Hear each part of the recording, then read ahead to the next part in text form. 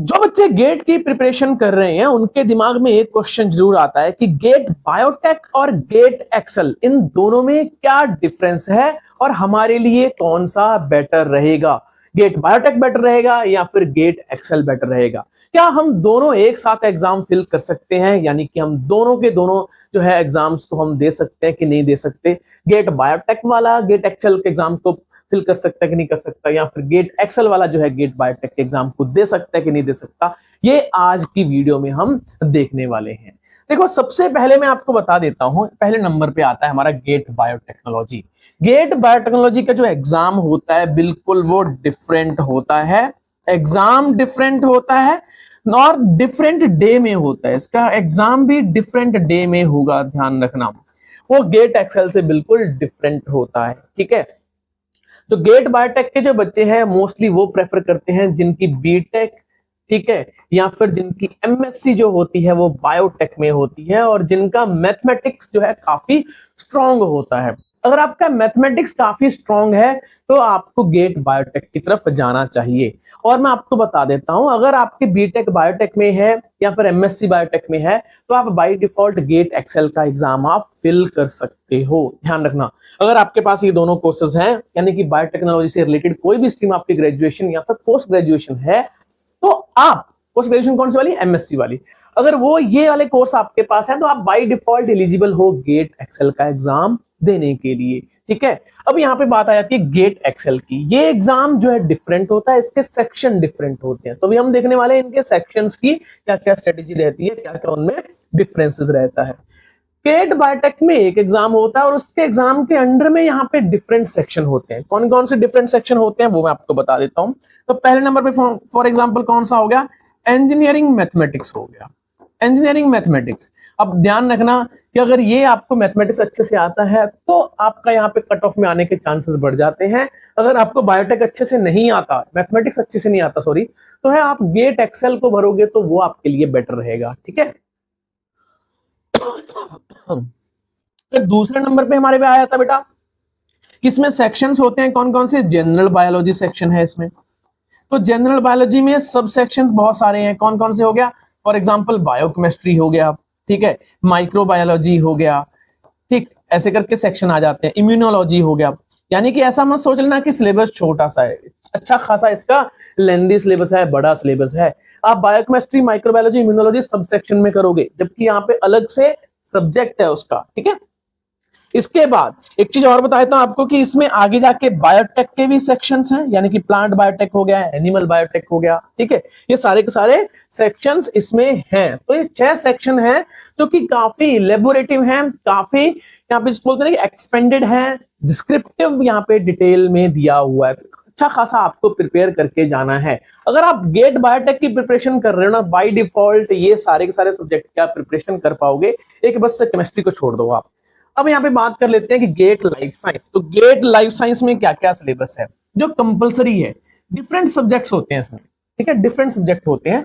और gate Excel में यहाँ पे क्या है, कंपलसरी कौन कौन से है, जनरल इंग्लिश और जनरल स्टडीज यहाँ पे एक पार्ट आ गया, ठीक है।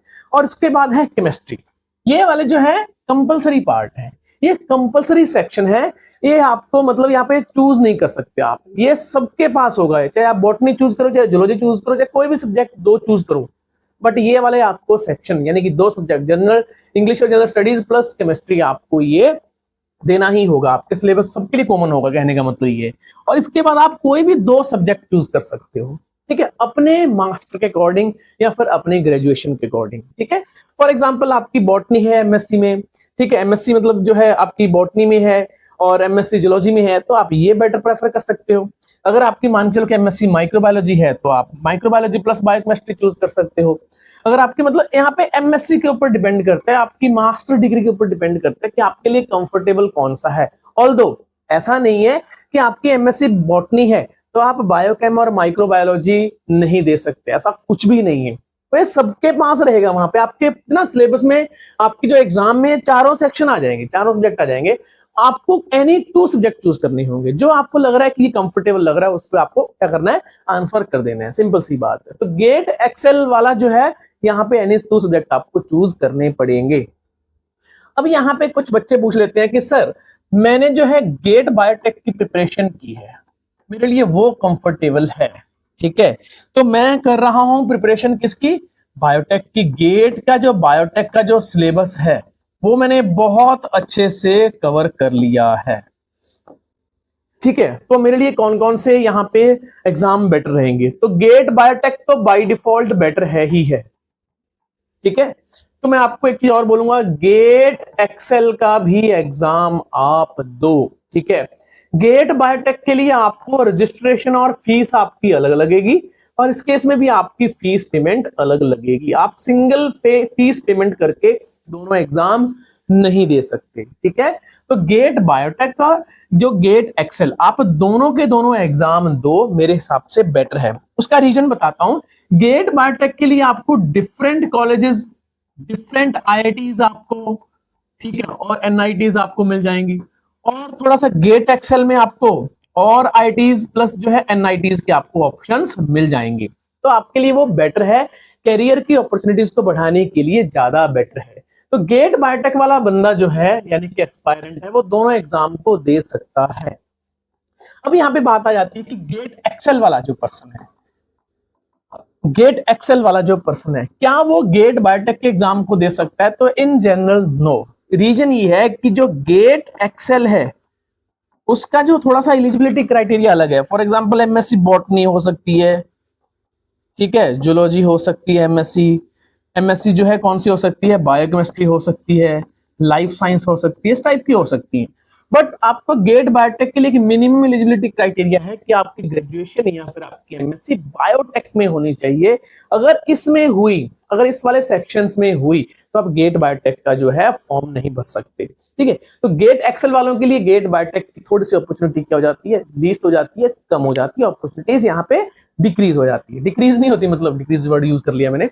अपॉर्चुनिटी के जो चांसेस हैं यहाँ पे कम हो जाते हैं फॉर गेट एक्सेल। पर अच्छी बात ये है गेट एक्सेल वालों के पास कि वहां पे वो एनी टू सब्जेक्ट चूज कर सकते हैं, एमएससी चाहे कोई भी हो, डजंट मैटर, तो एनी टू सब्जेक्ट चूज कर सकते हैं। फिर कुछ बच्चे क्वेश्चन पूछते हैं कि सर हमें ये भी बता दो कि गेट जो बायोटेक है उसकी कट ऑफ हाई जाती है या गेट एक्सेल की कट ऑफ हाई जाती है। तो आपको मैं बता देता हूं, गेट जो है बायोटेक और गेट एक्सेल की ऑलमोस्ट सेम जाती है, कोई डिफरेंस नहीं है, कोई ज्यादा डिफरेंस नहीं है। ठीक है, कोई ज्यादा डिफरेंस नहीं है।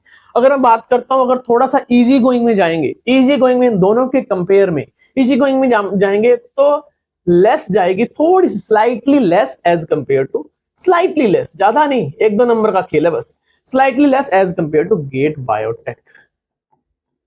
ठीक है, मैं यहाँ पे इजी सेक्शन की बात कर रहा हूँ क्योंकि इसमें इंजीनियरिंग मैथमेटिक्स और मैथमेटिक्स खूब सारा आ जाता है, तो यहाँ पे क्या हो जाता है, अच्छा खासा डिफिकल्ट पेपर हो जाता है। इस केस में यहाँ पे एंट्री करना इजी होता है। इवन नंबर जो है यहाँ पे कट ऑफ के नंबर जो है हाई हो सकते हैं गेट एक्सेल में, बट जो है इजी होता है, यहाँ पे नंबर लेके आना इजी होता है, तो बच्चे प्रेफर गेट एक्सेल करते हैं। इतना सब कुछ मैंने बता दिया है। अगर आपको फिर भी और ज्यादा क्वेश्चंस पूछने हैं, आपको कोई और ज्यादा डाउट है, तो नीचे दिए हुए नंबर में आप हमें कांटेक्ट कर सकते हो, आपको जरूर हेल्प मिलेगी। और सारे के सारे कोर्सेज के जो है पूरे पूरे आइडियाज के लिए, उसके डिटेल्स के लिए आप हमारी ऐप को डाउनलोड कर सकते हो, वो भी डिटेल में, मतलब डिस्क्रिप्शन में उसका लिंक दिया हुआ, डाउनलोड कर सकते हो।